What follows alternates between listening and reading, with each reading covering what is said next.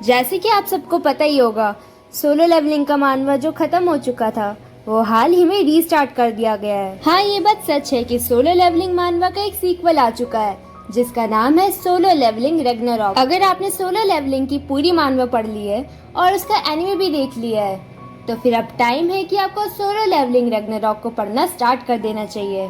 Solo levelling Ragnarok की story start होती है हमें आउटर गॉड्स के कॉन्सेप्ट को समझाते हुए। आउटर गॉड्स ये ऐसे बीइंग्स होते हैं जिन्होंने काफी पुराने टाइम से काफी सारे यूनिवर्सेस बनाए होते हैं। इनका काम सिर्फ क्रिएशन होता है और इन्हें एब्सोल्यूट बीइंग्स भी कहा जाता है। इनका काम यूनिवर्सेस को क्रिएट करना होता है और उसके अंदर के मैटर्स, लॉज, सोल्स, उन सब चीजों को भी। काफी लंबे टाइम तक इस काम को करते करते सारे एब्सोल्यूट बीइंग्स बोर हो जाते हैं और अपने एंटरटेनमेंट के लिए एक तरीका निकालते हैं और वो तरीका होता है अपने ही क्रिएशंस को आपस में लड़ते हुए देखना। एब्सोल्यूट बीइंग्स की काफी सारी क्रिएशंस ने इसी साइकिल को रिपीट किया काफी टाइम तक, जिसमें वो इन बैटल्स में जाकर मरते और कुछ इन बैटल्स के दौरान रिवाइव भी होते।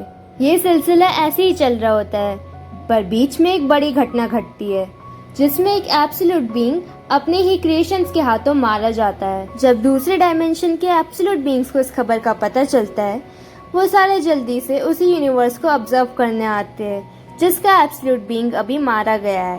उन्हें उस एब्सोल्यूट बीइंग की ऐसी कोई चिंता नहीं थी जो अपने ही क्रिएशंस के हाथों मारा गया था। उन सारे एब्सोल्यूट बीइंग्स के दिमाग में सिर्फ एक ही मोटिव था, एक ऐसी पार जिसका कोई मालिक नहीं है। वो पार उसी की होगी जिसने उसे सबसे पहले क्लेम किया। इसके बाद सीन शिफ्ट होता है सूहो पे, जो जिन्वू का बेटा है।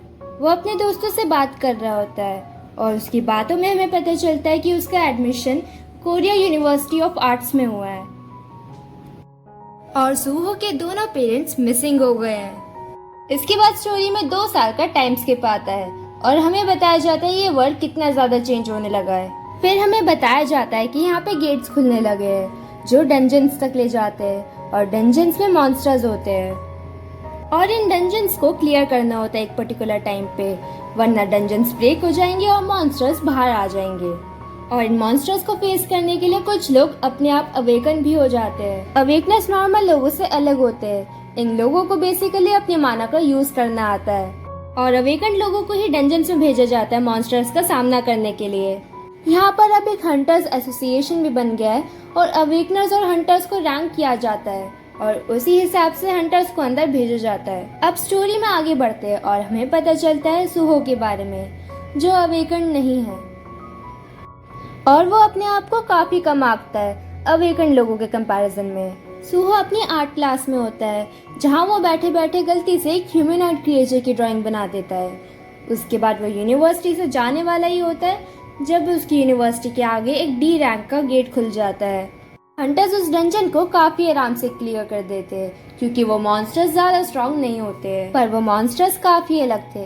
उनकी आंखों से और मुंह से ब्लू फ्लेम्स आ रही थी और वो क्लॉज और फैंग से अटैक कर रहे थे। उन मॉन्स्टर से लड़ाई करने के बाद हंटर्स को भी कुछ स्क्रैचेस लगे होते हैं, पर वो स्क्रैचेस नॉर्मल स्क्रैचेस नहीं होते क्योंकि उन स्क्रैचेस की वजह से हंटर्स भी वही सेम मॉन्स्टर्स बनने लगते हैं और वो हंटर्स दूसरे लोगों पे अटैक करके उन्हें भी अपने तरह मॉन्स्टर्स बनाने लगे। इसकी वजह से वहाँ पे काफी बुरी तरह क्यास मच जाता है जिसके बीच में नॉर्मल लोग भी फंस जाते हैं और नॉर्मल लोगों में सूहो भी होता है। इसी बीच में सूहो एक सिचुएशन में फंस जाता है जहाँ पर एक लड़की पे एक मॉन्स्टर अटैक करने वाला होता है। सूहो को रियलाइज होता है जब तक वो हंटर को बुलाना जाएगा यहाँ से तब तक काफी देर हो चुकी होगी और वो लड़की भी मॉन्स्टर बन चुकी होगी। इसलिए सूहो उस लड़की के आगे खड़ा हो जाता है उसकी हेल्प करने के लिए। उसी टाइम सीन चेंज होता है और सूहो के आगे आ जाती है वही सेम स्क्रीन जो कभी जिन्वू के सामने आई थी। सूहो को अब एक क्वेस्ट कंप्लीट करना था जिसका नाम था करेज ऑफ द वीक।